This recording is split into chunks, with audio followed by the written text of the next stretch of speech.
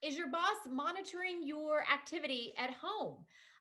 Studies are showing that more and more bosses are using software to keep track of what their employees are doing outside of the office. Owen Hughes with me now to talk a little bit more about this.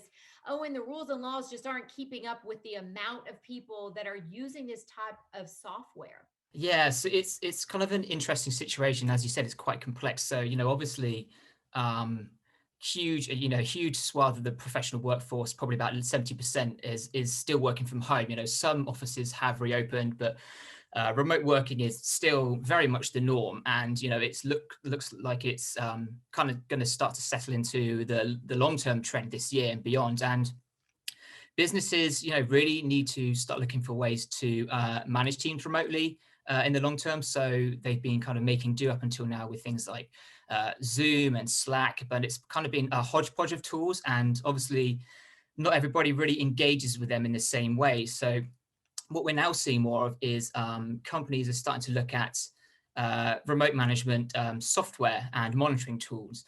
So this is kind of stuff that kind of keeps track of what employees are up to on the day to day, making sure they're spending their time on business tasks, but also kind of identifying areas where employees might need help. So obviously this is kind of set some alarm bells ringing for privacy advocates who kind of say, this is overstepping the mark when it comes to privacy and ethics, and particularly when you're kind of monitoring people in their own home. And this is in the UK. We've recently had the Labour Party and Prospect, which is a professional trade union. They've called on the Information Commissioner's Office, which is essentially responsible for upholding data law in the UK, to update its guidance on workplace practices, particularly around monitoring techniques and monitoring employees, because what they say is, the rate at which this technology is now being introduced is kind of moving faster than the guidance. So we really need to kind of update these to ensure that employees' data rights under things like GDPR are being protected. Yeah, and Owen, obviously this is a very sticky situation as employers do want to hold their employees accountable and need to.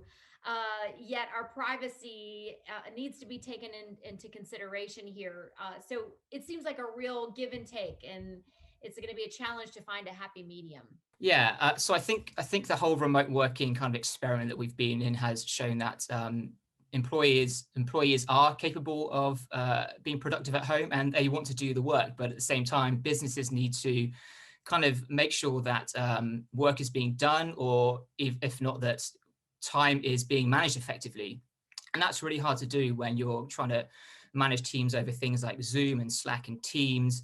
At the same time, it's really hard to kind of understand where people are struggling and where the friction might be in remote working setups. And this market, you can see why it might be appealing to businesses who really need to get that more in-depth oversight of how they're running the company as a whole, and where employees need help.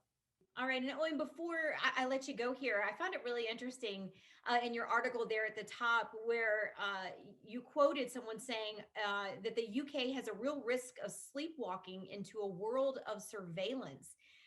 That that quote there, that concern really underscores the need here for intervention. Yeah, exactly. And I think the real fear is that, as I said, the guidance that we currently have in place isn't going to be able to keep up, or isn't currently keeping up with the rate that this new technology is being introduced. And obviously, with the massive shift to remote working, we've seen this huge scaling up of digital operations. And I think that the fear is that if we don't put provisions in place to protect employees' data rights, or at least make it clear what their rights are, that we could get into quite a tricky situation. Yeah, no doubt, Owen. Thanks so much for being with me here today. For much more on Owen's story, make sure you check it out there on Tech Republic. Thanks for watching.